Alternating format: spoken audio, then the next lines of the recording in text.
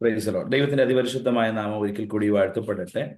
നമ്മുടെ ബൈബിൾ സ്റ്റഡിയുടെ ഓരോ സെക്ഷനുകൾ വളരെ മന്ദമായിട്ട് മുന്നോട്ട് പോയിക്കൊണ്ടിരിക്കുകയാണ്. ദൈവം നമ്മളെ ഒത്തിരി കാര്യങ്ങൾ പഠിപ്പിക്കുന്നു, എന്നെ ഒത്തിരി കാര്യങ്ങൾ പഠിപ്പിക്കുന്നു. ഞാൻ ഒത്തിരി കാര്യങ്ങൾ ഇങ്ങനെ തിരുവചനം വായിക്കാനും പഠിക്കാനും ഒത്തിരി സമയങ്ങളൊക്കെ കണ്ടെത്തുമ്പോൾ ഒത്തിരി കാര്യങ്ങൾ ഞാനും പഠിക്കുന്നു. ഞാൻ ഈ ഭാഗങ്ങളൊക്കെ മുമ്പൊക്കെ പല പ്രാവശ്യം വായിക്കുകയും പഠിപ്പിക്കുകയൊക്കെ ചെയ്തിട്ടുണ്ടെങ്കിലും പുതുതായിട്ട് ദൈവസഭയിൽ പറയാനായിട്ട് ഞാനിങ്ങനെ തയ്യാറാകുമ്പോൾ ഒത്തിരി കാര്യങ്ങൾ എന്നെ ഒത്തിരി എൻകറേജ് ചെയ്യുന്ന കാര്യങ്ങൾ ഇതിനകത്തുണ്ട്. നമുക്ക് ഒന്നിച്ച് അങ്ങനെ ദൈവവചനം പഠിക്കാൻ ലഭിക്കുന്ന ഈ അവസരം ഏറ്റവും ഫലപ്രദമായി തീരട്ടെ എന്ന് ഞാൻ ദൈവസഭയിൽ പ്രാർത്ഥിക്കുന്നു. ഇന്ന് നമ്മുടെ തിരുവചനത്തിൽ ഞാൻ ഒറ്റ വാക്യം ഒന്ന് ഫോക്കസ് ചെയ്യാനായിട്ട് ആഗ്രഹിക്കുന്നു. കാരണം അതിനകത്ത് ഒത്തിരി കാര്യങ്ങൾ ആ വാക്യത്തിൽ തന്നെ ഉള്ളടക്കം ചെയ്തിട്ടുള്ളത് കൊണ്ട് ഞാൻ ആ വാക്യം മാത്രം ഒന്ന് ഫോക്കസ് ചെയ്യാനായിട്ട് ആഗ്രഹിക്കുന്നു. എന്ന് പറഞ്ഞാൽ ആ വാക്യത്തിൽ ഒത്തിരി കാര്യങ്ങൾ ഉള്ളടക്കം ചെയ്തിട്ടുണ്ടെന്ന് ഞാൻ പറഞ്ഞല്ലോ. റോമാലേഖനം 1:18, നമ്മൾ 17 വരെ വാക്യങ്ങളാണ് ഇതുവരെയും ചിന്തിച്ചു വന്നത്. 18ാമത്തെ വാക്യം ഒരു വലിയ ഒരു ഷിഫ്റ്റ് പൗലോസ് തന്റെ ചിന്തകൾക്ക് കൊടുക്കുകയാണ്. പൗലോസ് ഇതുവരെയും പറഞ്ഞു വന്നത് സുവിശേഷത്തെക്കുറിച്ചും സുവിശേഷം എന്തുകൊണ്ട് കേൾക്കണമെന്നും തനിക്ക് സുവിശേഷത്തെക്കുറിച്ച് ലജ്ജയില്ലെന്നും ആ സുവിശേഷത്തിന്റെ ആ ഒരു ഫൗണ്ടേഷൻ എല്ലാം പറഞ്ഞു വന്നിട്ട് അവസാനം ഒരു ഡിസ്ക്ലൈമർ പോലെ, അല്ലെങ്കിൽ അവസാനം ഒരു വാണിംഗ് എന്ന നിലയിൽ ഈ സുവിശേഷത്തെ എതിർത്താൽ, തടുത്താൽ, അതിനെ നിരാകരിച്ചാൽ ഉണ്ടാകുന്ന ഒരു ഭവിഷ്യത്തിനെ കുറിച്ചാണ് ആ ഒരൊറ്റ വാക്യം. അതിനെ തുടർന്നുള്ള 19 മുതലുള്ള വാക്യങ്ങൾ ആ ദൈവകോപം, അല്ലെങ്കിൽ ആ സുവിശേഷത്തെ ഗണ്യമാക്കാതിരുന്നാൽ, അതിനെ അവഗണിച്ചാൽ ഉണ്ടാകുന്ന ഭവിഷ്യത്തുകൾ, പുറകാലെയുള്ള വിഷയങ്ങളൊക്കെ താഴോട്ട് ഓർപ്പിക്കുന്നുണ്ട്. അതിൽ ഏറ്റവും പ്രധാനപ്പെട്ട ഒരു കാര്യമാണ്, ഇത് നാം ഗണ്യമാക്കാതെ വിട്ടാൽ, അല്ലെങ്കിൽ ഈ സുവിശേഷത്തെ നാം അവഗണിച്ചാൽ ദൈവത്തിന്റെ കോപം ഉണ്ടാകുന്നു എന്നാണ് പൗലോസ് പറയുന്നത്. സോ പൗലോസ് വളരെ സീരിയസ് ആയിരുന്നു. സുവിശേഷത്തെ കുറിച്ച് തനിക്ക് ലജ്ജയില്ല എന്നൊക്കെ പറയുന്ന കാര്യങ്ങളൊക്കെ പറഞ്ഞ് അത് എത്രമാത്രം ഇമ്പോർട്ടൻ്റ് ആണെന്ന് പൗലോസ് ഓർപ്പിച്ചതിന് ശേഷം ഈ സുവിശേഷം മറ്റൊരു കാര്യം കൂടി ഉള്ളടക്കം ചെയ്തിട്ടുണ്ട്. ഇതിനെ അവഗണിച്ചാൽ ഉണ്ടാകുന്ന ദൈവകോപത്തെ കുറിച്ച് പൗലോസ് ഓർപ്പിക്കുകയാണ്. Praise the lord. അപ്പോൾ ഈ ഒറ്റൊരു വാക്യം നാം ഇന്ന് ഈ രാത്രികാലം ഒന്നിച്ചൊന്ന് ചിന്തിക്കാനായിട്ട് പോവുകയാണ്. അപ്പോൾ ദൈവം കോപിക്കും, അതൊരു പ്രധാനപ്പെട്ട ഒരു ചിന്തയാണ് ഇന്ന് രാത്രി പറയാൻ ആഗ്രഹിക്കുന്നത്. ദൈവം സ്നേഹവാനാണ്, ദൈവം കരുണയുള്ളവനാണ്, ദൈവം ആർദ്രതയുള്ളവനാണ് എന്നൊക്കെ നമ്മൾ ധാരാളമായി കേട്ടിട്ടുണ്ട്. തീർച്ചയായിട്ടും ദൈവം ഇന്നും കരുണയുള്ളവനാണ്, സ്നേഹമുള്ളവനാണ്. അപ്പോൾ തന്നെ ദൈവത്തിന്റെ മറ്റൊരു മുഖമാണ് ദൈവം കോപിക്കും. ദൈവം തൻ്റെ വിശുദ്ധിയിൽ ന്യായം വിധിക്കുന്ന ദൈവമാണ്, അല്ലെങ്കിൽ വിശുദ്ധിയിൽ നിൽക്കുന്ന കർത്താവ്. ദൈവം വിശുദ്ധിയിൽ നിൽക്കേ ദൈവം തൻ്റെ ജനത്തിന് നേരെ ന്യായം വിധിക്കും. ദൈവത്തിന്റെ കോപവും ദൈവം അയക്കുന്നു എന്നത് പൗലോസ് ഒരു മറുഭാഗം, കർത്താവ് അല്ലെങ്കിൽ ദൈവത്തിന്റെ ഒരു മറു സ്വഭാവം, ഒരു ക്യാരക്ടർ അവിടെ വെളിപ്പെടുത്തുകയാണ്. ഞാനിന്ന് ഈ ദൈവകോപം എന്നുള്ള വിഷയം ഈ വാക്യങ്ങളുടെ അടിസ്ഥാനത്തിൽ തന്നെ നിന്നുകൊണ്ട് പറയാനായിട്ടാണ് ആഗ്രഹിക്കുന്നത്.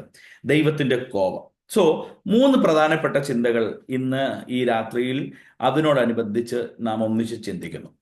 ആ 3 കാര്യം ഇതാണ്: ദ ഫാക്ട് ഓഫ് ഗോഡ്സ് റാത്ത്, അല്ലെങ്കിൽ ഒറ്റ വാക്കിൽ പറഞ്ഞാൽ ദൈവത്തിന്റെ കോപം എന്നാൽ എന്ത് എന്നുള്ള വിഷയം. 2, ദ ഫോക്കസ് ഓഫ് ഗോഡ്സ് റാത്ത്, അതായത് ഈ ദൈവിക കോപം, പ്രൈസ് ദി ലോർഡ്, അത് ആരിലാണ് വെളിപ്പെടുന്നത്, ആരിലേക്കാണ് ഇത് വെളിപ്പെട്ടു വരുന്നത്. 3ാമത്തെ കാര്യം, ഈ ദൈവകോപം എന്തുകൊണ്ട് ഉണ്ടായി. ഈ 3 കാര്യങ്ങളാണ് ഇന്ന് രാത്രിയിൽ നമ്മൾക്ക് ശാന്തമായിട്ട് ചിന്തിക്കാനായിട്ട് ആഗ്രഹിക്കുന്നത്. അപ്പോൾ ദൈവത്തിന്റെ കോപം എന്നാൽ എന്ത്? 2, ദൈവത്തിന്റെ കോപം ആർക്കുണ്ടാകുന്നു?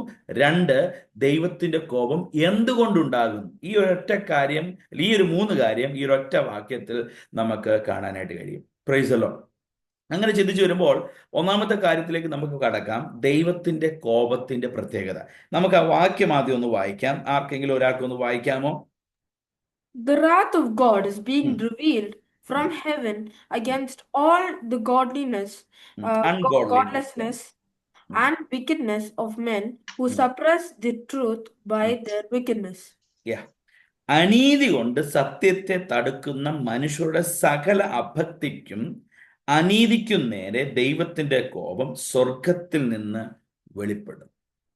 ഈ ദൈവകോപം എന്ന് പറയുന്ന ആ വാക്ക്, ഇത് പുതിയ നിയമത്തിൽ രണ്ട് പ്രധാനപ്പെട്ട പദം കൊണ്ടാണ് ഈ കോപം, ദൈവത്തിന്റെ കോപത്തെക്കുറിച്ച് പരാമർശിച്ചിട്ടുള്ളത്. അതിലൊന്ന് ഒരു വാക്കാണ് തൂമോസ്, THUMOS, തൂമോസ്. ഈ തൂമോസ് എന്ന വാക്കിൽ നിന്നാണ് തന്നെയാണ് തെർമോ എന്നുള്ള വാക്കുണ്ടായിരിക്കുന്നത്. തെർമോ നമുക്കറിയാം, thermo dynamics, thermo nuclear power, ഇങ്ങനെയൊക്കെയുള്ള വാക്കുകൾ ഉപയോഗിക്കുന്നുണ്ടല്ലോ, തെർമോ. അപ്പൊ ട്യൂമോസ് അല്ലെങ്കിൽ അതിൽ നിന്ന് ഡിറൈവ് ചെയ്തിട്ടുള്ള തെർമോ എന്ന വാക്ക് ഒക്കെ നമുക്ക് കാണാൻ കഴിയും. അപ്പോൾ ബൈബിളിൽ പുതിയ നിയമത്തിൽ ദൈവകോപം എന്ന വാക്കിന് രണ്ട് പദങ്ങൾ ഉപയോഗിച്ചിട്ടുണ്ട്. അതിൽ ഒന്നാണ് തൂമോസ്. തൂമോസ് എന്ന് പറയുന്നത് ഒരു സഡൻ എക്സ്പ്ലോഷൻ ആണ്. നമുക്കറിയാം തെർമോ ന്യൂക്ലിയർ പവർ എന്നൊക്കെ പറയുന്നത് ഇറ്റ്സ് ഒരു ട്രിഗറിൽ പെട്ടെന്ന് ഉണ്ടാകുന്ന ഒരു എക്സ്പ്ലോഷൻ ആണ് ഈ തെർമോ എന്ന വാക്ക് കൊണ്ട് ഉപയോഗിക്കുന്നത്. ലൂക്കോസിന്റെ സുവിശേഷം 4-ാം അധ്യായം 28-ാമത്തെ വാക്യത്തിൽ യേശുവിനുണ്ടായൊരു കോപം, ആ കോപത്തെ തൂമോസ് എന്ന വാക്കുകൊണ്ടാണ് പരാമർശിച്ചിരിക്കുന്നത്. അപ്പോൾ അത് ഒന്നാണ് ഈ പുതിയ നിയമത്തിൽ കോപം, ദൈവകോപം എന്നുള്ള പദത്തിന് ഉപയോഗിച്ചിരിക്കുന്ന ഒരു പദം. മറ്റൊരു പദമാണ് ഓർഗെ. ഇത് നിങ്ങളോട് പറയുന്നത് അതിന് രണ്ട് ഡിഫറൻസ്, രണ്ട് മീനിങ് ഉള്ളത് കൊണ്ടാണ് ഞാൻ ഈ ഗ്രീക്ക് വേർഡ് തന്നെ നിങ്ങളോട് പറഞ്ഞത്. അപ്പോൾ ഒന്ന് തൂമോസ് എന്ന് പറയുന്നത് ഒരു സഡൻ എക്സ്പ്ലോഷൻ, പെട്ടെന്നുണ്ടാകുന്ന ഒരു ദൈവിക കോപം. മറ്റൊന്ന് ഓർഗെ. ഓർഗെ എന്നത് അതിന്റെ അർത്ഥം ഇങ്ങനെ ചിന്തിച്ചാൽ ഇങ്ങനെ സ്വരുക്കുട്ടി സ്വരുക്കുട്ടി സ്വരുക്കുട്ടി സ്വരുക്കുട്ടി അവസാനം പൊട്ടിത്തെറിക്കുന്ന ഒരു കോപം. അത് പെട്ടെന്നല്ല, അതിങ്ങനെ നിറഞ്ഞ് നിറഞ്ഞ് നിറഞ്ഞ് നിറഞ്ഞ് പെയ്യെ പെയ്യെ പെയ്യെ പെയ്യെ പെയ്യെ വന്ന് കോപിക്കുന്ന അല്ലെങ്കിൽ എക്സ്പ്ലോഡ് ചെയ്യുന്ന അതിനെയാണ് ഈ ഓർഗെ എന്ന പദം കൊണ്ട് ഉപയോഗിച്ചിരിക്കുന്നത്. അപ്പോൾ ഈ രണ്ട് പദങ്ങളിൽ ഇവിടെ പറഞ്ഞിരിക്കുന്ന പദം, ഈ ദൈവകോപത്തെക്കുറിച്ച് റോമാലേഖനത്തിൽ പറഞ്ഞിരിക്കുന്ന പദം രണ്ടാമത്തെ പദമാണ് ഓർഗെ. Price the Lord. അതെന്താണെന്ന് ചോദിച്ചാൽ it is holding the anchor four A moment and while builds up inside a human being and finally it explodes. So it is a picture of someone getting very holding the anger for himself for a certain time, and while it builds up inside him and finally explodes. ഒറ്റ ഉദാഹരണം പറഞ്ഞാൽ like A dam. നമുക്കറിയാം dam, അറിയാമല്ലോ, dam ഈ electricity produce ചെയ്യാനും ഒക്കെ ഉപയോഗിക്കുന്ന dam. ഈ ഡാം എങ്ങനെയാണ്? ഡാം എന്ന് പറയുന്നത് വെള്ളം ഇങ്ങനെ ക്രമേണ ക്രമേണ ക്രമേണ ക്രമേണ വന്ന് വന്ന് വന്ന് വന്ന് വന്ന് വന്ന് നിറഞ്ഞ് ഡാമിന് ഹോൾഡ് ചെയ്യാൻ പറ്റുന്ന പരിധി കഴിയുമ്പോൾ ഡാം പൊട്ടി അങ്ങ് പോകുന്നു. സോ അതേ ഒരു ചിത്രം നിങ്ങളുടെ മനസ്സിൽ കണ്ടാൽ മതി. അപ്പോൾ ഇവിടെ ദൈവത്തിന്റെ കോപത്തെ കുറിച്ച് പറഞ്ഞിരിക്കുന്ന പദമാണ് ഓർഗെ. ഓർഗെ, holding the anger within himself or it builds and finally getting into an explosion. Praise the Lord. നമുക്കറിയാം ഇതുപോലുള്ള ദൈവകോപത്തിന്റെ അനുഭവങ്ങൾ പഴയ നിയമത്തിൽ അനവധി ഇടങ്ങളിൽ നമുക്ക് കാണാൻ കഴിയും. ഉദാഹരണത്തിന് ജലപ്രളയത്തിന്റെ സമയം ദൈവം മനുഷ്യർ മാനസാന്തരപ്പെടുന്നുണ്ടോ എന്ന് നോക്കിക്കൊണ്ടിരുന്ന ഒരു സമയമുണ്ട്. ദൈവം മനുഷ്യൻ മാനസാന്തരപ്പെടാനായി അവസരം കൊടുത്തുകൊണ്ടിരുന്ന ഒരു സമയമുണ്ട്. അങ്ങനെ നോഹ, നീതിപ്രസംഗിയായ നോഹ പ്രസംഗിച്ച് അനേകരെ ഈ ദൈവത്തിന്റെ സ്നേഹത്തിലേക്ക് അല്ലെങ്കിൽ ആ പാപ വഴികളിൽ നിന്ന് വിട്ട് ദൈവത്തിന്റെ കൃപയിലേക്ക് വരാനായിട്ടുള്ള ആ ഒരു വലിയ പ്രസംഗത്തിന്റെ കാലഘട്ടമൊക്കെ ദൈവം ഇങ്ങനെ തൻ്റെ ഉള്ളിൽ മനുഷ്യർ മടങ്ങി വരും, യഥാസ്ഥാനപ്പെടുമെന്ന് കാത്തിരുന്ന് മനുഷ്യർ ചെയ്യുന്ന പാപങ്ങൾ നിമിത്തമായിട്ടൊക്കെ മനസ്സിൽ ഭാരവും മനസ്സിൽ അതിൻ്റെതായ കോപവും ഒക്കെ സംഗ്രഹിച്ച് ഒരു പരിധി കഴിഞ്ഞപ്പോൾ എല്ലാവരും അനീതി ചെയ്യുന്ന ഒരു സമയത്തേക്ക് വന്നപ്പോൾ ദൈവം ജലപ്രളയം കൊണ്ട് ഈ ഭൂമിയെ നശിപ്പിച്ചു. അതുപോലെ തന്നെ മറ്റൊരു ഇതേപോലുള്ള ഓർഗെ ദൈവത്തിന്റെ കോപം കാണുന്ന മറ്റൊരിടമാണ് സോദോം ഗോമോർ. സോദോം ഗൊമോറയിൽ ദൈവം അബ്രഹാമിനോട് പറഞ്ഞു, ഇത്ര ആൾക്കാരുണ്ടെങ്കിൽ ഞാൻ എന്ത് ചെയ്യത്തില്ല, ദേശത്തെ നശിപ്പിക്കുകയില്ല, അല്ലെങ്കിൽ ഇത്ര ആളുകൾ ഉണ്ടെങ്കിൽ ഞാൻ ഇതുപോലുള്ള കുറച്ച് നമ്പേഴ്സ് ആൾക്കാരുണ്ടെങ്കിൽ ഞാൻ. ഇപ്പോൾ ദൈവം കുറെ നേരം വെയിറ്റ് ചെയ്യുന്നു. ദൈവം തൻ്റെ കോപം ഇങ്ങനെ ഹോൾഡ് ചെയ്യുന്നു. ദൈവം തൻ്റെ ജനത്തോടുള്ള തൻ്റെ കോപം സംഗ്രഹിച്ചു വെക്കുന്നു. എന്നിട്ട് അവസാനം ഒരു നിമിഷം എന്ത് ചെയ്യുന്നു, അത് എക്സ്പ്ലോഡ് ചെയ്യുന്നു. ഫറവോനോടുള്ള ബന്ധത്തിൽ ദൈവത്തിന്റെ കോപവും അങ്ങനെ തന്നെയാണ്. ഫറവോന് ഇസ്രായേൽ ജനത്തെ ആരാധനയ്ക്ക് വേണ്ടി വിടുകയില്ല എന്ന് വാദിച്ചു. ഒരു വ്യാധി അയച്ചു, അല്ലെങ്കിൽ അതിനുശേഷം അടുത്ത വ്യാധി അയക്കുന്നു. അങ്ങനെ ഓരോ വ്യാധി കഴിയുമ്പോഴും ഫറവോന്റെ ഹൃദയം കഠിനപ്പെട്ടുകൊണ്ടിരിക്കുന്നു. അങ്ങനെ ഈ ഫറവോന്റെ ഹൃദയം കഠിനപ്പെടുമ്പോൾ തന്നെയും ദൈവം തന്റെ കോപം ഇങ്ങനെ ഒതുക്കുകയാണ്. അത് അവസാനത്തെ കടിഞ്ഞൂൽ സംഹാരം എന്ന് പറയുന്ന ബാധയും കൂടെ കഴിഞ്ഞ് ഇസ്രായേൽ ജനത്തെ അവിടെ നിന്ന് പൂർണ്ണമായി വിടുവിക്കാനായിട്ട് ദൈവം തന്റെ കോപത്തിന്റെ ഒരു വലിയ അനുഭവം അവിടെ വെളിപ്പെടുത്തുന്നു. അതിനുശേഷവും വീണ്ടും ദൈവം ഹോൾഡ് ചെയ്യുന്നു. ചെങ്കടലിൽ വന്നപ്പോൾ ഇസ്രായേൽ ജനം ചെങ്കടലിലൂടെ കടന്നു പോയപ്പോൾ ഫറവോനെയും തന്റെ സകല സൈന്യത്തെയും എന്ത് ചെയ്തു, ചെങ്കടലിൽ മൂടിക്കളഞ്ഞ് ദൈവകോപത്തിന്റെ ഒരു വലിയ പര്യായം നമ്മളിവിടെ കാണുന്നു. സോ പറഞ്ഞു വന്നത്, ദൈവത്തിന്റെ കോപം എന്ന് പറയുന്നത് ഈ റോമാലേഖനത്തിൽ നാം വായിച്ച് മനസ്സിലാക്കുന്നത്, പ്രൈസ് ദി ലോർഡ്, അത് ക്രമേണ തൻ്റെ ഹൃദയത്തിൽ മാനസാന്തരത്തിന് വേണ്ടി ദൈവജനത്തിന് അവസരം കൊടുത്തിട്ട് ആ അവസരം പ്രയോജനപ്പെടുത്താതെ പാപത്തിൽ നിന്ന് മടങ്ങി വരാൻ കഴിയാതെ മനുഷ്യർ വീണ്ടും വീണ്ടും പാപത്തിലേക്ക് വീണുകൊണ്ടിരിക്കുമ്പോൾ ദൈവത്തിൻ്റെ കോപം, പ്രൈസ് ദി ലോർഡ്, മനുഷ്യരുടെ മേൽ ആഞ്ഞടിക്കാനായിട്ടിടയായിരിക്കുന്നു. ഈ ദൈവകോപം റോമാലേഖനത്തിൽ പൗലോസ് പറയുന്നത്, കൃപയാൽ കൃപയാൽ കൃപയാൽ ഈ ദൈവകോപം ദൈവം ഒന്ന് റീഡയറക്റ്റ് ചെയ്തു എന്ന് പറഞ്ഞാൽ, മനുഷ്യന്റെ മേൽ വരേണ്ടതായ ദൈവകോപം, മനുഷ്യൻ പാപം ചെയ്ത് പാപത്തിൽ വീണ് തെറ്റിയൊഴിഞ്ഞു പോയിരുന്ന മനുഷ്യരെ രക്ഷിക്കാനായി ദൈവം തൻ്റെ ഹൃദയത്തിൽ സംഗ്രഹിച്ചു വെച്ചിരുന്ന കോപത്തെ ദൈവം എന്ത് ചെയ്തു, തൻ്റെ ഏകജാതനായ പുത്രനായ ക്രിസ്തുവിന്റെ മേൽ ആ കോപത്തെ ചൊരിഞ്ഞുകൊണ്ട് നമ്മെ എല്ലാവരെയും ദൈവം രക്ഷിച്ചു. Price the lord. അപ്പോൾ യേശു ക്രിസ്തുവിന്റെ മേൽ തൻ്റെ സകല കോപവും പകർന്നുകൊണ്ട്, പ്രൈസ് ദി ലോർഡ്, അവൻ കർത്താവ് ദൈവം നമ്മെ അവനുമായിട്ട് നിരപ്പിച്ചു. അത് തന്നെയാണ് തുടർന്ന് നമ്മൾ 5-ാം അധ്യായം 9-ാമത്തെ വാക്യം നിങ്ങളൊന്ന് കുറിച്ച് വെക്കാം. 5-ന്റെ 9 വായിക്കുമ്പോൾ ദൈവം എന്ത് ചെയ്തു, തൻ്റെ കോപത്തെ ദൈവകോപത്തെ എന്ത് ചെയ്തു, ശമിപ്പിച്ചിട്ട് നമുക്ക് ദൈവത്തോടൊരു നിരപ്പ് ഉളവാക്കി തന്നു. 5-9, അവന്റെ രക്തത്താൽ നീതീകരിക്കപ്പെട്ട ശേഷമോ നാം അവനാൽ എത്ര അധികമായി കോപത്തിൽ നിന്ന് എന്ത് ചെയ്യുന്നു, രക്ഷപ്പെടും. പ്രൈസ് രക്ഷിക്കപ്പെടും. അപ്പോൾ ദൈവത്തിന്റെ കോപം, മനുഷ്യരുടെ മേൽ ഉണ്ടാകേണ്ടതായ കോപത്തെ യേശു ക്രിസ്തു ആ കോപത്തെ ഏറ്റെടുക്കുന്നു. അല്ലെങ്കിൽ ദൈവം യേശു ക്രിസ്തുവിന്റെ മേൽ ആ കോപത്തെ ചൊരിയുന്നു. അങ്ങനെ മാനവരാശിക്ക് മുഴുവനും രക്ഷയുണ്ടാകും. അപ്പൊ ദൈവം കോപിച്ചു. ദൈവത്തിന്റെ കോപം തീർച്ചയായിട്ടും വെന്റിലേറ്റ് ചെയ്യപ്പെടണം, തീർച്ചയായിട്ടും അത് പകരപ്പെടണം. കാരണം ദൈവം നീതിമാനാണ്, നീതിയിൽ ജീവിക്കുന്നവനാണ്, വിശുദ്ധിയിൽ ജീവിക്കുന്നവനാണ്. ദൈവത്തിന് ഒരു മനുഷ്യനോട് മുഖപക്ഷം കാണിക്കാൻ കഴിയത്തില്ല. ദൈവത്തിന് ഒരാളോട് സാരമില്ല എന്ന് വെക്കാൻ കഴിയത്തില്ല. പാപം ചെയ്തോ, റോമാലേഖനത്തിൽ വിശുദ്ധ വേദപുസ്തകത്തിൽ വായിക്കുന്നത് പാപത്തിന്റെ ശമ്പളം മരണമാണ്. Price the lord. അപ്പോൾ പാപം ചെയ്തവന് തക്കതായ ശിക്ഷ, അവന്റെ കോപം ദൈവം അതിന്റെ മേൽ ചൊരിയും. എന്നാൽ ഈ കോപത്തെ എങ്ങനെ ഇല്ലാതെയാക്കാൻ കഴിഞ്ഞു? അതിനാണ് ദൈവം കൊണ്ടുവന്ന പ്ലാൻ.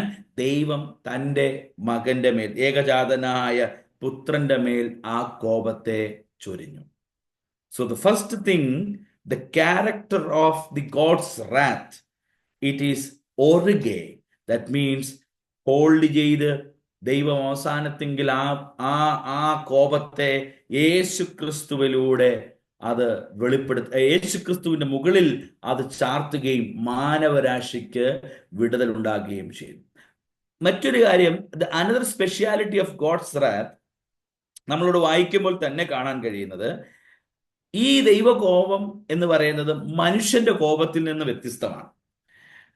മനുഷ്യർ കോപിച്ചാൽ എന്തുണ്ടാവും? അതിൽ പാപമുണ്ടാവും. നമ്മൾ ഒരാളോട് കോപിച്ചാൽ അതിനകത്ത് പാപത്തിന്റെ ആദേശമുണ്ടാകും.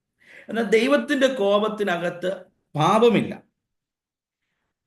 നമ്മൾ കോപിക്കുമ്പോൾ ഒരുപക്ഷെ നമ്മുടെ ജഡത്തിൽ നിന്നാണ് കോപം വരുന്നത്, അല്ലെ? നമുക്ക് ഒരാളോട് ദേഷ്യം തോന്നുക എന്ന് പറയുന്നത് അത് നമ്മുടെ ജഡ സ്വഭാവത്തിൽ നിന്നുണ്ടായ കോപമാണ്. Praise the lord. കോപിച്ചാൽ പാപം ചെയ്യരുത് എന്ന് ദൈവവചനം ഓർപ്പിക്കുന്നുണ്ട്. കോപം എല്ലാവർക്കും വരും. അപ്പം മനുഷ്യന്റെ ഉള്ളിൽ വരുന്ന കോപം പാപത്തിന് പരിണത ഫലമാകുന്നു. പാപത്തിലേക്ക് മനുഷ്യരെ നയിക്കാൻ അത് ഹേതുവാകും.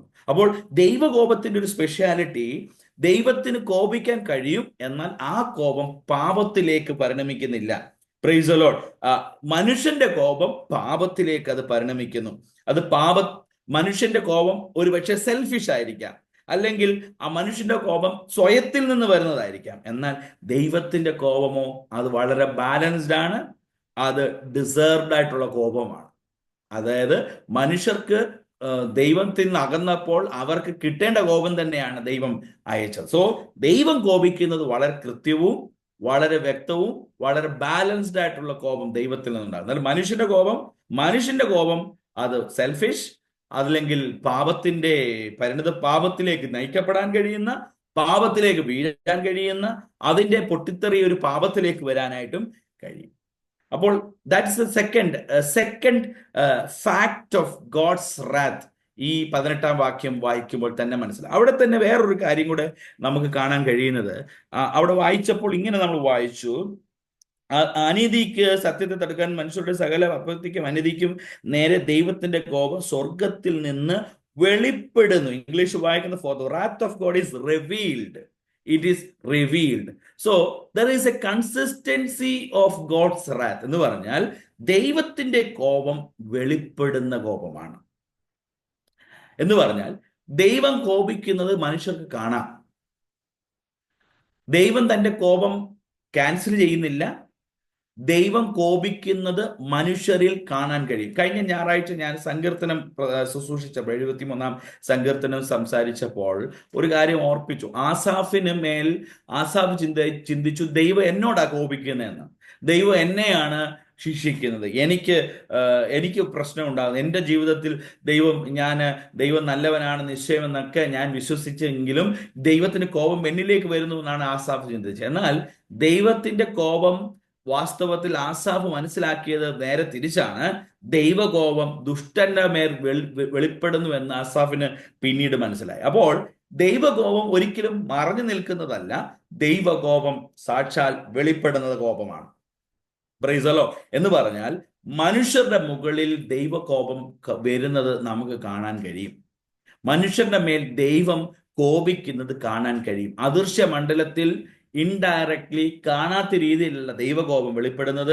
അവിടെ തന്നെ വാക്യം വളരെ സ്പഷ്ടമായി വെളിപ്പെടുത്തുകയാണ്, ദൈവകോപം വെളിപ്പെടുന്നു. It can be seen, it is revealed. അത് ദൈവം എന്ത് ചെയ്യുന്നു? തന്റെ കോപം മറ്റുള്ളവരുടെ മേൽ വിടുന്നത്, മറ്റുള്ളവരുടെ മേൽ അയക്കുന്നത്, മറ്റുള്ളവരുടെ മേൽ ചൊരിയുന്നത്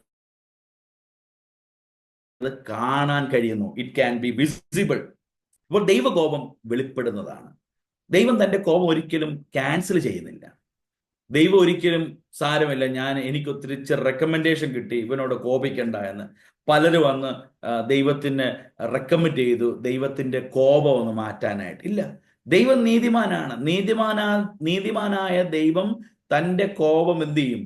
തീർച്ചയായിട്ടും ഹി വിൽ റിവീൽ ഇറ്റ്. മനുഷ്യൻ ചെയ്ത പാപത്തിന്റെ സ്വഭാവം നിമിത്തമായി ദൈവകോപം വെളിപ്പെട്ടു. ആ ദൈവകോപം എക്സിക്യൂട്ട് ചെയ്തത്, വെന്റിലേറ്റ് ചെയ്തത് യേശുക്രിസ്തുവിലൂടെയാണ്. യേശുക്രിസ്തുവിന്റെ മുകളിൽ ആ കോപത്തെ മുഴുവൻ ചൊരിഞ്ഞ് ദൈവം നീതിമാനായിരുന്നു എന്നത് വെളിപ്പെടുത്തി. അപ്പോൾ മറുഭാഗത്ത് ദൈവം സ്നേഹവാനാണ്, മറുഭാഗത്ത് ദൈവം കരുണയുള്ളവനാണ് എന്ന് പറഞ്ഞ് പാപത്തിന്റെ മുന്നിൽ ദൈവം ഒരിക്കലും തന്റെ കോപത്തെ ക്യാൻസൽ ചെയ്യുന്നില്ല. പാപത്തിന്റെ മുമ്പിൽ ദൈവം ഒരിക്കലും തന്റെ കോപം വേണ്ടാന്ന് വെക്കുന്നില്ല. അല്ലെങ്കിൽ ആരെങ്കിലും പറഞ്ഞതിന്റെ റെക്കമെൻഡേഷൻ, അവൻ നമുക്ക് വേണ്ടപ്പെട്ട ആളാണ്, അവൻ നമുക്ക് വളരെ ഇമ്പോർട്ടന്റ്, നമുക്ക് ഒത്തിരി പൈസയൊക്കെ തന്നിട്ടുള്ള ദശാംശം കൊടുക്കുന്ന ആളാണ്, അതുകൊണ്ട് ആ കോപം മാറ്റി. ഇല്ല, ദൈവം തന്റെ കോപം തീർച്ചയായിട്ടും വെളിപ്പെടുത്തും. So he reveals. There is no cancellation of his wrath. നാലാമത്തെ കാര്യം, the character of God's wrath. ഇതെവിടുന്നാ വരുന്നതെന്നുള്ളതും അവിടെ രേഖപ്പെടുത്തിയിട്ടുണ്ട്. ആ വാക്യത്തിൽ തന്നെ വായിക്കുന്നത് ഇത് സ്വർഗത്തിൽ നിന്നാണ്. The course of this wrath it is coming from heaven. 18-ാമത്തെ വാക്യത്തിൽ അത് തന്നെയാണ് പറയുന്നത്, റിവീൽഡ് ഫ്രം ഹെവൻ. സോ അതിന്റെ ഒരു വലിയ പ്രത്യേകത, മനുഷ്യനല്ല ഈ കോപത്തിന്റെ നിയന്ത്രണം ഉണ്ടായിരിക്കുന്നത്. Man control something in this world. ഈ ലോകത്തിലുള്ളതിൽ മനുഷ്യനെ കൈകാര്യം ചെയ്യാനൊക്കെ കഴിയും. But God is in control of everything. അപ്പോൾ ഈ കോപത്തിന്റെ ഉറവിടം എന്ന് പറയുന്നത് സ്വർഗമാണ്. സ്വർഗത്തിൽ നിന്നാണ് ഈ കോപം ഉണ്ടായിരിക്കുന്നത്. ദിസ് ഹെവൻലി റാത്താണ്. ഇത് മനുഷ്യനായി ലോകത്തിൽ സൃഷ്ടിച്ച ഒരു കോപമല്ല, മനുഷ്യർക്ക് വേണ്ടി മനുഷ്യനാൽ നിർമ്മിക്കപ്പെട്ട ഒരു കോപമല്ല. ഈ കോപം സ്വർഗത്തിൽ നിന്ന് വരുന്നു. From the very highly realm, heavenly റലത്തിൽ നിന്നാണ് ഈ കോപം മനുഷ്യന്റെ മേൽ ചൊരിഞ്ഞിരിക്കുന്നത്. സോ ദൈവം തൻ്റെ ജനത്തിന് നേരെ, അല്ലെങ്കിൽ ദൈവം തൻ്റെ സൃഷ്ടിക്ക് നേരെ ചൊരിഞ്ഞതായ കോപം എന്ന് പറയുന്നത് it's purely originated from heaven. സ്വർഗമാണ്, സ്വർഗത്തിൽ നിന്ന് വന്ന ദൈവിക കോപം. അപ്പോ ഒന്നാമത്തെ ഭാഗത്ത് ഞാൻ പറഞ്ഞു വന്നത് the facts of God's wrath regarding the character, it is thumos. That means അതിങ്ങനെ സംഗ്രഹിച്ച് വെച്ചിട്ട് എക്സ്പ്ലോഡ് ചെയ്ത ഒരു കോപം. രണ്ട്, the speciality of this is this God's wrath. It is different from the human wrath or human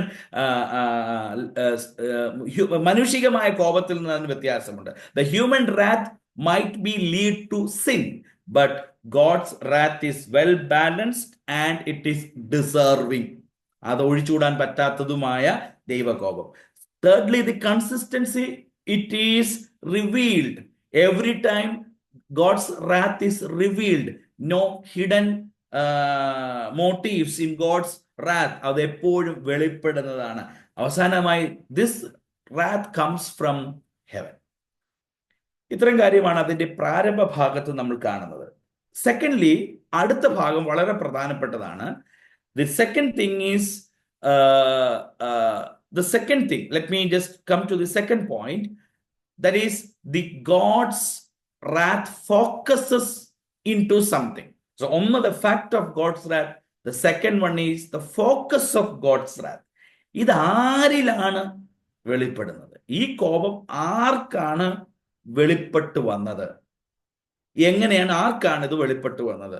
അതവിടെ ആ വാക്യത്തിൽ നമ്മൾ കാണുന്നു. Against ungodliness. അവിടെ വായിക്കുന്നുണ്ട്. അതായത് അനീതി കൊണ്ട് സത്യത്തെ തടുക്കുന്ന മനുഷ്യരുടെ സകല അഭക്തിക്കും. ഇംഗ്ലീഷ് വായിക്കുന്നത് for God's wrath, for God is revealed from heaven against all ungodliness. So the wrath is focused on ungodly people. ഈ ungodliness എന്ന് പറയുന്നത് മനുഷ്യന്റെ അല്ല ദൈവത്തിന്റെ മുമ്പിൽ മനുഷ്യർ ദൈവത്തിന്റെ ശത്രുക്കളായി മാറി. അതായത് റോമാലേഖനം 8-ാം അധ്യായത്തിൽ തന്നെ നമ്മൾ വായിക്കുന്നു. 8-ാം അധ്യായം അതിന്റെ 7-ാമത്തെ വാക്യമാണെന്ന് തോന്നുന്നു. 7-ാമത്, ജഡത്തിന്റെ ചിന്ത ദൈവത്തോട് ശത്രുത്വമാകുന്നു. അപ്പോ we became enemies to God. ജഡത്തിന്റെ ചിന്ത പ്രകാരം നമ്മൾ ദൈവത്തോട് ശത്രുക്കളായി. 5:10 റോമാലേഖനത്തിൽ തന്നെ 5:10 വായിക്കുന്നു, ശത്രുക്കളായിരിക്കുമ്പോൾ തന്നെ നമുക്ക് അവന്റെ പുത്രത്തിന്റെ മരണത്തിൽ ദൈവത്തോട് we were enemy with God. അപ്പോൾ സത്യത്തിൽ ഈ ദൈവകോപം ചൊരിയുന്നത് കോപത്തിന്റെ മക്കൾ എന്ന നിലയിൽ മനുഷ്യരുടെ മേൽ തന്നെയാണ്. എന്തുകൊണ്ടാണ് ഈ കോപം മനുഷ്യരുടെ മുകളിലേക്ക് ചൊരിയപ്പെടാൻ കാരണമായി തീർന്നത്?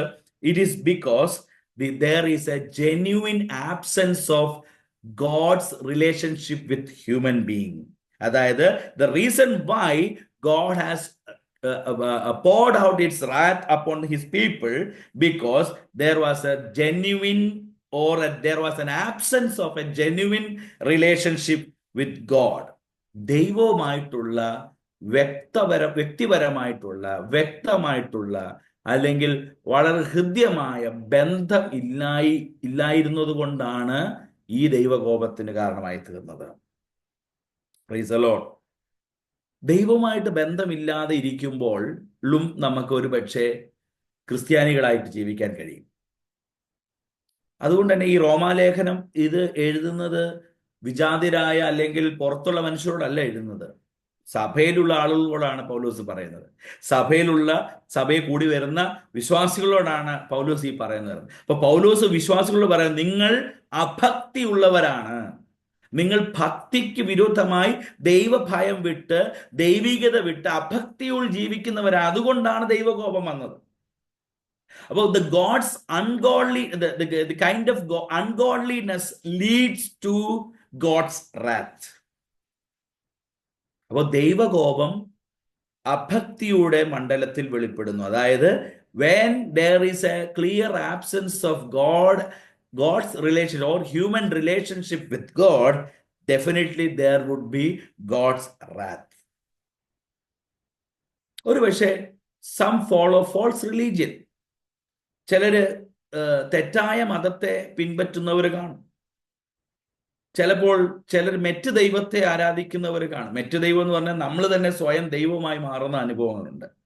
So sometime God consider that when we worship something else, ദൈവത്തെ വിട്ടിട്ട്, ദൈവത്തിന് കൊടുക്കേണ്ട ഭക്തിയെ വിട്ടിട്ട്, ദൈവത്തിന് കൊടുക്കുന്ന ആരാധന വിട്ടിട്ട് മറ്റെന്തെങ്കിലും നമ്മുടെ ജീവിതത്തിൽ ദൈവം എന്ന സങ്കല്പത്തിൽ കടന്നു വരുമ്പോൾ definitely there is an ungodliness.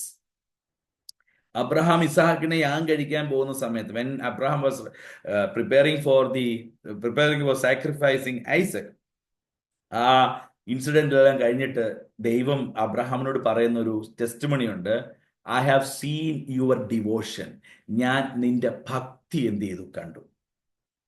So ദൈവത്തിന്റെ മുൻപിലുള്ള ബന്ധമെന്ന് പറയുന്നത് when we are devoted to God, ആ ഡിവോഷൻ മാറുമ്പോഴാണ് അൺഗോഡ്ലിനെസ് നമ്മളിൽ വരുന്നത്. And that will eventually result in to a false religion. Though we may attending the church, നമ്മൾ സഭയിൽ ചേരുന്നുണ്ടാകാം, we may be singing songs, we may be doing all the things, active in every part of the service, but still we are leading a ungodliness or ungodly life. അഭക്തിയോടുള്ള ജീവിതം. രണ്ടാമത്തെ കാര്യം അവിടെ പറയുന്നത് അനീതി, unrighteousness. So it is also a synonymical term with ungodliness. Ungodliness എന്ന് പറയുന്ന പദത്തിനോട് തന്നെ അല്ലെങ്കിൽ അതിന് സിനോണിമസ് ആയിട്ട്, അതിന് പര്യായ പദം പോലുള്ള വാക്ക് തന്നെയാണ് unrighteousness. That means ungodliness results in unrighteousness. ദൈവഭക്തി ഇല്ലെങ്കിൽ സ്വാഭാവികമായിട്ട് അനീതിയിലേക്ക് മനുഷ്യർ വീഴും. So result of ungodliness is unrighteousness. Ungodliness, it is connected with God, but unrighteousness is connected with human being. Ungodliness എന്ന് പറയുന്ന, അഭക്തി എന്ന് പറയുന്നത് ദൈവവുമായുള്ള ബന്ധത്തിൽ, എന്നാൽ അനീതി എന്ന് പറയുന്നത് ഇത് മനുഷ്യരും തമ്മിലുള്ള ബന്ധത്തിൽ. അപ്പോൾ ഞാൻ പറഞ്ഞു വരുന്നത് ഇത് രണ്ടിനും തമ്മിൽ ബന്ധമുണ്ട് എന്ന് പറഞ്ഞാൽ, ഒരുവൻ ദൈവത്തോട് അഭക്തി ഉള്ളവനാണെങ്കിൽ that means he will also be resulting, or his life will be also be reflecting to a realm of unrighteousness with his people or with his brother or with his fellow being.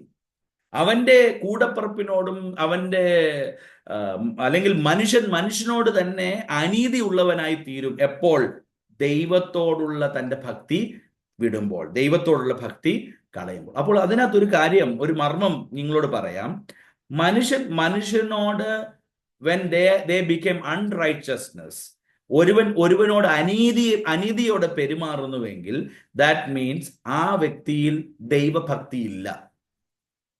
ഒരുവനോട് അനീതിയിൽ വ്യവഹരിക്കുന്നുവെങ്കിൽ, if one person deals with another person in unrighteousness, മറ്റൊരുവനോട് അനീതിപരമായിട്ട് പെരുമാറുന്നുവെങ്കിൽ അതിന്റെ അർത്ഥം അവനിൽ ദൈവഭക്തി ഇല്ല എന്നുള്ളതാണ്. അപ്പൊ ദൈവത്തോടുള്ള ബന്ധം അല്ലെങ്കിൽ മനുഷ്യനും തമ്മിലുള്ള ബന്ധം തെറ്റിയിട്ടുണ്ടെങ്കിൽ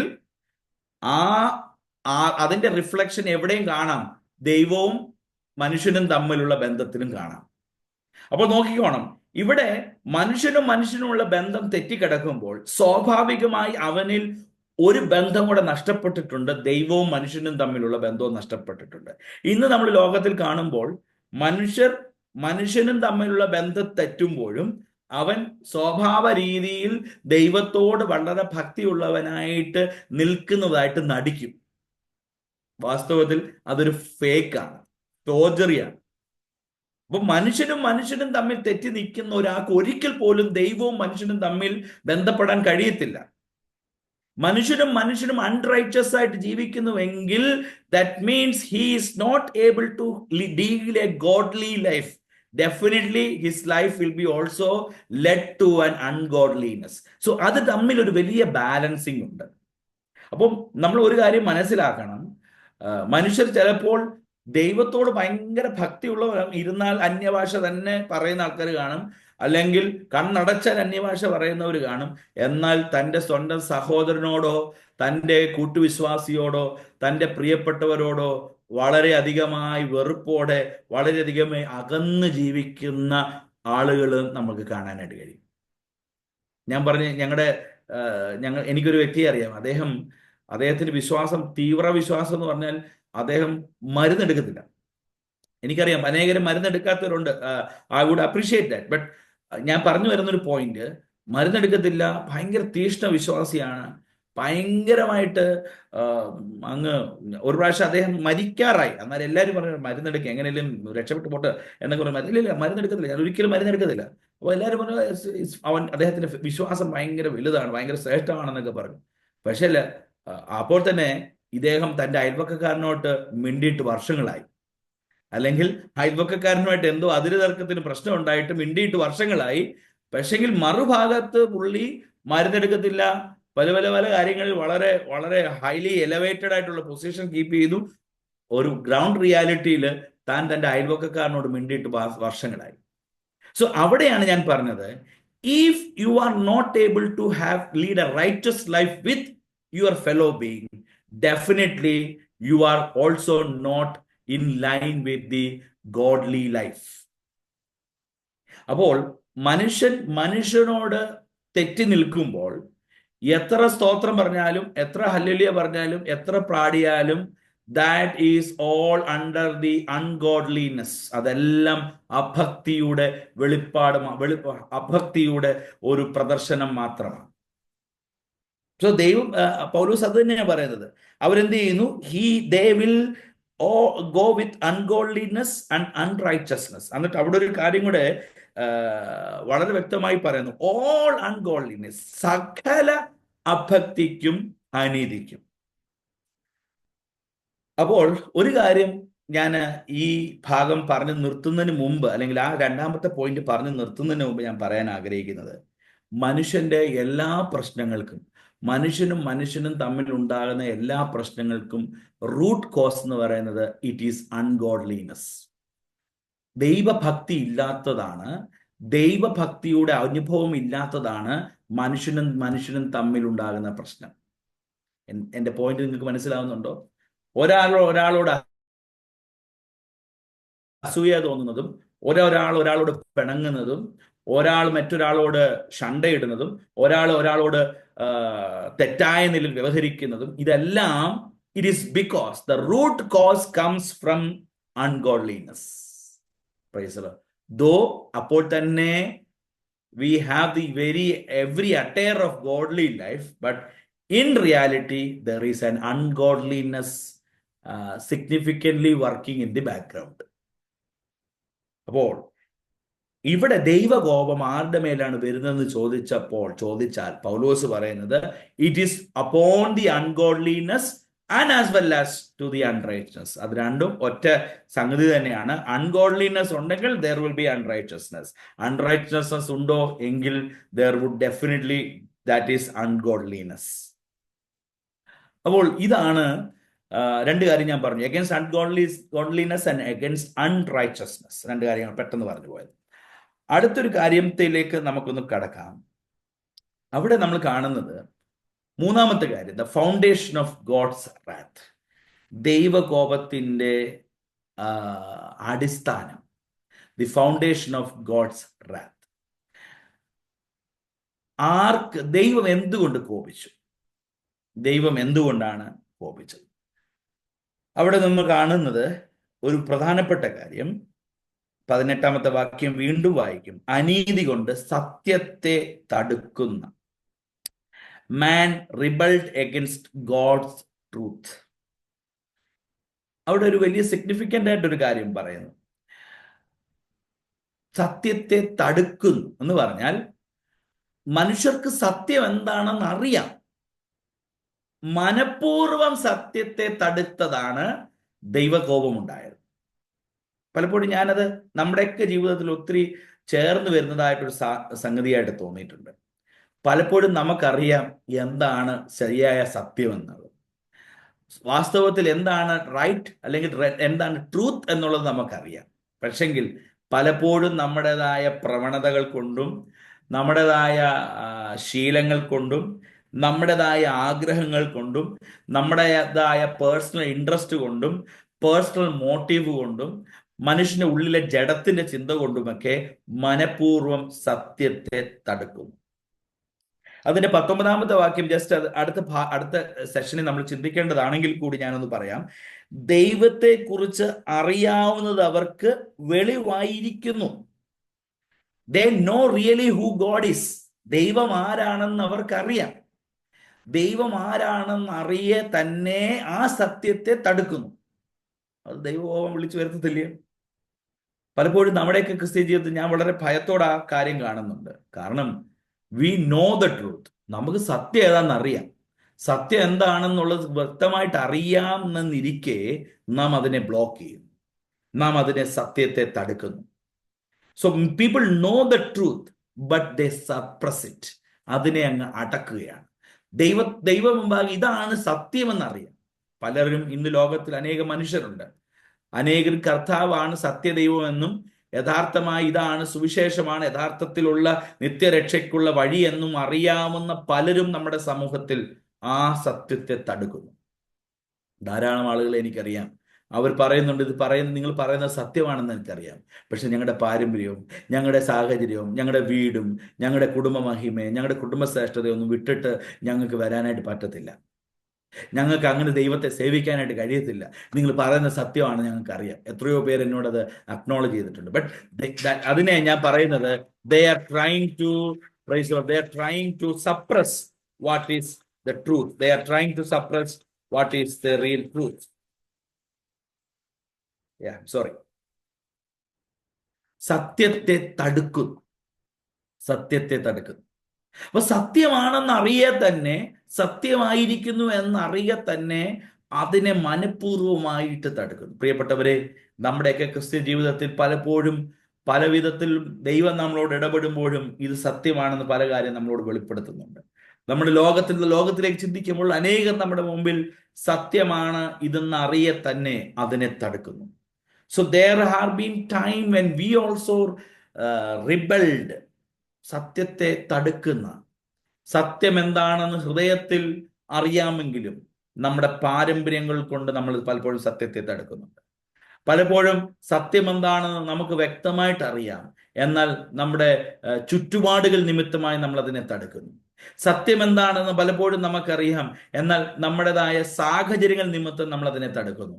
സത്യം എന്താണെന്ന് നമുക്ക് വാസ്തവമായിട്ട് അറിയാമെങ്കിലും പലപ്പോഴും ആ സത്യത്തിലേക്ക് വരാൻ കഴിയാതെ പലപ്പോഴും നമ്മൾ പലതിനെയും തടുക്കുന്നു. ദൈവത്തെക്കുറിച്ച് അറിയാം, ഇങ്ങനെയാണ് ജീവിക്കേണ്ടതെന്നും ഇതാണ് ക്രിസ്ത്യ ജീവിതമെന്നും ഇങ്ങനെ ജീവിച്ചെങ്കിൽ മാത്രമേ ക്രിസ്ത്യ ജീവിതം ശുഭകരമാകൂ എന്ന് നമുക്ക് നന്നായിട്ട് അറിയാം. But we knowingly or unknowingly we just suppress it. അപ്പോൾ സംടൈം നമ്മുടെയൊക്കെ ജീവിതത്തിൽ ഈ ലോകത്തിന്റെ പല പ്ലഷർ നിമിത്തം, ഈ ലോകത്തിന്റെ പല ആസ്വാദന നിമിത്തം നമ്മൾ സത്യമാണെന്ന് അറിയെ തന്നെ ആ ആസ്വാദനത്തിന് വേണ്ടി അതിനെ തടുക്കുന്നു. നമുക്കറിയാം ഇത് ദൈവത്തിന് നിരക്കാത്തതാണെന്ന്, ദൈവികമായ ഗോഡ്ലി ലൈഫിന് അത് നിരക്കാത്തതാണെന്ന് നമുക്കറിയാ തന്നെ നമ്മൾ പലപ്പോഴും ലോകത്തിന്റെ ഇമ്പത്തിന് വേണ്ടി, ലോകത്തിന്റെ സുഖത്തിന് വേണ്ടി, ലോകത്തിന്റെ ആ പ്ലഷറിന് വേണ്ടി we may suppress the truth. സത്യത്തെ പലപ്പോഴും നമ്മൾ തടുക്കാനായിട്ട് ശ്രമിക്കുന്നു. മാത്രമല്ല ഒരു കാര്യം കൂടെ അവിടെ രേഖപ്പെടുത്തുവാനായിട്ട് ഞാൻ താല്പര്യപ്പെടുന്നത്, ദേ റിജക്റ്റഡ് ദി ട്രൂത്ത്. സത്യത്തെ തടുക്കുക മാത്രമല്ല, അതിനെ ഉപേക്ഷിക്കുക വരെ ചെയ്തു. അപ്പോൾ ദൈവകോപം വന്നത് സത്യത്തെ തടുത്തത് മാത്രമല്ല, മറിച്ച് സത്യത്തിന് എതിരെ അതിനെ നിരാകരിച്ചു എന്നത് കൂടിയാണ്. അപ്പോൾ തീർച്ചയായിട്ടും ദൈവകോപം വരത്തില്ലയോ? ദൈവം തൻ്റെ സത്യമായതിനെ ഈ ലോകത്തിലേക്ക് വെളിപ്പെടുത്തിയപ്പോൾ, സത്യമായി തൻ്റെ അസ്തിത്വത്തെ ലോകത്തിനു മേൽ വെളിപ്പെടുത്തിയപ്പോൾ, മനുഷ്യർ അതിനെ എതിർത്തു, മനുഷ്യർ അതിനെ നിരാകരിച്ചു. അതിനിമിത്തമായി ദൈവകോപം ഈ ഭൂമിയിലേക്ക് വന്നു. എന്നാൽ പൗലോസ് ഒരു കാര്യം വളരെ സന്തോഷത്തോടെയാണ് ഇത് പറയുന്നത്. ഇതെല്ലാം പ്രൈസ് ദി ലോർഡ്, ദൈവത്തിന്റെ കോപം മനുഷ്യരുടെ മേൽ വരാവുന്നത്, അല്ലെങ്കിൽ ദൈവത്തിന്റെ കോപം മനുഷ്യരുടെ മേൽ വന്നതെല്ലാം ക്രിസ്തു നിമിത്തമായിട്ട് ആ കോപത്തെ എന്നേക്കുമായി മായ്ച്ചു തന്നു. Price the Lord. അതാണ് ആ സുവിശേഷത്തിന്റെ മഹാത്മ്യം പൗലോസ് ഏറ്റെടുത്ത് പറയുന്നത്. അതാണ് ആ സുവിശേഷത്തിന്റെ ശ്രേഷ്ഠത പൗലോസ് വളരെ ശക്തമായിട്ട് വിളിച്ചു പറയുന്നത്. അപ്പോൾ പൗലോസ് പറയുന്ന ഒരു കാര്യമുണ്ട്, ഈ ദൈവകോപം വളരെ വളരെ അഗ്രസീവായിരുന്നു. It was deserving. മനുഷ്യർക്ക് അത് വേണമെന്നുള്ളത് ദൈവം നിർണയിച്ചതാണ്.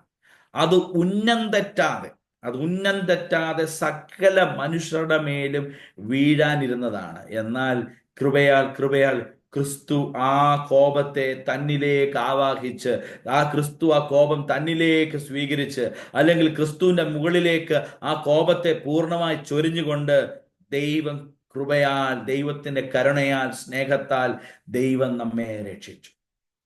എന്നെ കേൾക്കുന്ന പ്രിയപ്പെട്ടവരെ, ദൈവത്തിന്റെ രണ്ട് മുഖമാണ് ഇവിടെ വെളിപ്പെടുന്നത്. ഒരു ഭാഗത്ത് ദൈവം നീതിമാനാണ്, ഒരു ഭാഗത്ത് ദൈവം നീതി വിട്ടിട്ട് ഒന്നും ചെയ്യത്തില്ല. തൻ്റെ മേൽ ദൈവമായിരിക്കെ ദൈവത്തിന് മുമ്പിലുള്ള നീതി വിട്ടിട്ട് ദൈവം ഒന്നും ചെയ്യത്തില്ല. മറുഭാഗത്ത് നമ്മുടെ ദൈവം സ്നേഹവാനാണ്, കരുണയുള്ളവനാണ്, ആർദ്രതയുള്ളവനാണ്. എന്നാൽ ഈ സ്നേഹവാനായ ദൈവത്തിന്റെ മുമ്പിൽ തടസ്സമായി നിന്നത് ദൈവത്തിന്റെ നീതിയാണ്, ദൈവത്തിന്റെ ജഡ്ജ്മെന്റ് ആണ്. So God is at the same time, he is a righteous God, and at the same time he is a loving God. So there was a dilemma in front of God. What should I do? Do I deny the righteousness, ende neediyude anubhavathe deny cheyano, or I deny the symbol of my love, ende സ്നേഹത്തിന്റെ അടയാളം, ഞാനെങ്കിൽ സ്നേഹത്തിന്റെ അനുഭവത്തെ ഞാൻ deny ചെയ്യണമോ? or else I have to deny the very attribute of mine as the righteous God. ഈ രണ്ടിന്റെ നടുവിൽ God shown a way. ദൈവം ഒരു പരിഹാരം കണ്ടതാണ് യേശു ക്രിസ്തുവിന്റെ മേൽ ദൈവം തൻ്റെ കോപത്തിന്റെ അനുഭവത്തെ ചൊരിഞ്ഞ് മനുഷ്യരോടുള്ള ദൈവത്തിന്റെ ശത്രുത്വം ഇല്ലാതെയാക്കി. അതാണ് പാപത്തിന്റെ ശമ്പളം മരണമെന്നുള്ള ദൈവശിക്ഷയുടെ പ്രമാണം. അത് യേശുവിന്റെ മേൽ ചാർത്തിയിട്ട് മനുഷ്യരെ ദൈവം രക്ഷിച്ചു. എന്നെ കേൾക്കുന്ന പ്രിയപ്പെട്ടവർ, ഈ രാത്രികാലം നമ്മൾ രക്ഷിക്കപ്പെട്ടു എന്ന് പറയുന്നത് it's not a silly matter. നമ്മൾ രക്ഷിക്കപ്പെടാൻ നമുക്ക് അവസരം കിട്ടിയെന്ന് പറയുന്നത് it's not a very simple thing. ദൈവകോപത്തിനിരയാകപ്പെടേണ്ടവരായ നാം, ദൈവകോപത്തിൽ വീഴേണ്ടവരായ നാം എന്ത് ചെയ്തു? ദൈവകോപത്തിൽ നിന്ന് തെറ്റി ഒഴിഞ്ഞു എന്ന് പറഞ്ഞ് ദൈവം തന്റെ കോപം ക്യാൻസൽ ചെയ്തില്ല. He was very sharp, he was very clear. ആർക്കാണ് ദൈവകോപം കൊടുക്കേണ്ടതെന്ന് ദൈവത്തിന് വ്യക്തമായിട്ട് അറിയാമായിരുന്നു. ഇറ്റ് വാസ് അസ്, നമ്മളായിരുന്നു ആ ദൈവകോപം ഏറ്റെടുക്കേണ്ടവർ. എന്നാൽ ഗ്രേഷ്യസ്ലി, കൃപയാൽ ദൈവത്തിന്റെ കോപം തൻ്റെ പുത്രനായ ക്രിസ്തുവിന്റെ മുകളിലേക്ക് ആ കോപത്തെ ചൊരിഞ്ഞത് നിമിത്തമായി ദൈവം നമ്മെ രക്ഷിച്ചു.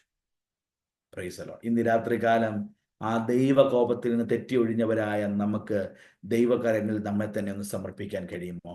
So the final thing that I have mentioned, men has rebelled against God's truth, and finally men have rejected God's truth. നമ്മൾ എത്രയോ തവണ ദൈവത്തിന്റെ ഈ സത്യത്തെ തടുത്തിട്ടുണ്ട്. സത്യമായിരുന്നത് നമ്മുടെ മുന്നിലേക്ക് വെളിപ്പെട്ടിട്ടുണ്ട്. എന്നാൽ പലപ്പോഴും നമ്മുടെ പേഴ്സണൽ ഇൻട്രസ്റ്റിന് നമ്മൾ ആ സത്യത്തെ തടുത്തവരാണ്. എന്നാൽ പലപ്പോഴും ആ സത്യത്തെ നമ്മൾ റിജക്റ്റ് ചെയ്തിട്ടുണ്ട്. God is still faithful to us. നമ്മുടെ മേൽ ദൈവം കരുണയുള്ളവനായി നിൽക്കുന്നു. So we could see the two faces of God, സ്നേഹത്തിന്റെ മുഖവും കോപത്തിന്റെ മുഖവും. അപ്പൊ പൗലോസ് വളരെ കൃത്യമായി പറയുന്നു, if you deny the gospel, ഈ സുവിശേഷത്തെ, എനിക്കും നിങ്ങൾക്ക് വേണ്ടി ചൊരിയപ്പെട്ടതായ ഈ സ്നേഹത്തിന്റെ സുവിശേഷത്തെ നിരാകരിക്കുന്നവരുടെ മേൽ നിശ്ചയമായും ദൈവത്തിന്റെ കോപമുണ്ടാകും. ദൈവത്തിന്റെ കോപം ഒരുപക്ഷെ ഇൻ ദ ഡ്യൂ കോഴ്സ്, അല്ലെങ്കിൽ അവരുടെ ജീവിതത്തിന്റെ ഏതെങ്കിലും അവസരത്തിൽ അത് കണ്ടെന്ന് വരികയില്ല. എന്നാൽ ദൈവകോപം ഒരിക്കലും അവരിൽ നിന്ന് മാറ്റപ്പെടത്തില്ല. അതാണ് ആസാഫിനോട് പറഞ്ഞത്. ആസാഫ് ദൈവസ്ഥലം തിരിച്ചറിഞ്ഞ കാര്യവും അത് തന്നെയാണ്. ദൈവം അനീതി ചെയ്യുന്നവരുടെ മുന്നിൽ ദൈവത്തിന്റെ കോപമുണ്ട്. ഒരുപക്ഷെ പ്രസന്റ്ലി അതൊന്നും കാണത്തില്ലായിരിക്കും, but definitely before the end it will happen. അവസാനിക്കുന്ന മുമ്പ് ദൈവകോപം വെളിപ്പെടും. അതുകൊണ്ട് എന്നെ കേൾക്കുന്ന പ്രിയപ്പെട്ടവരെ, നമ്മൾ ആ ദൈവകോപത്തിൽ നിന്ന് ഒഴിഞ്ഞു എന്നുള്ളത് എത്രയോ ശ്രേഷ്ഠകരമായ കാര്യമാണ്. നമ്മെ തന്നെ ദൈവകരങ്ങളിലേക്ക് രാത്രികാലം ഒന്ന് സമർപ്പിക്കാം, നമ്മെ തന്നെ നേൽപ്പിച്ചു കൊടുക്കാം. ആ ദൈവകോപം നമ്മുടെ മേൽ ഏശാതെ കർത്താവ് നമ്മെ രക്ഷിച്ചല്ലോ. ആ ദൈവകോപം നമ്മുടെ മുകളിലേക്ക് വരാതെ ദൈവം നമ്മെ രക്ഷിച്ചതോർത്ത് നമുക്ക് ദൈവത്തിന് ഒരു നിമിഷം സ്തോത്രം കരയറ്റാൻ കഴിയുമോ? Hallelujah, hallelujah, hallelujah. സോ പറഞ്ഞു വന്നത് 3 important things. That is the focus, the fact of God's wrath. അതായത് it was a kind of significant wrath built up in God and finally disclosed to the human being. Second, the focus of God's wrath. ദൈവത്തിന്റെ കോപത്തിന്റെ സ്ഥാനം, അതിന്റെ focus, it was totally to the unrighteousness and ungodliness. And finally, the foundation of God's wrath is because the people rejected the truth, rebelled against the truth and rejected the truth. ഈ രാത്രികാലം കേൾക്കപ്പെട്ട ദൈവത്തിന്റെ വചനത്തുമ്പാകെ നമ്മെ തന്നെ സമർപ്പിക്കാം.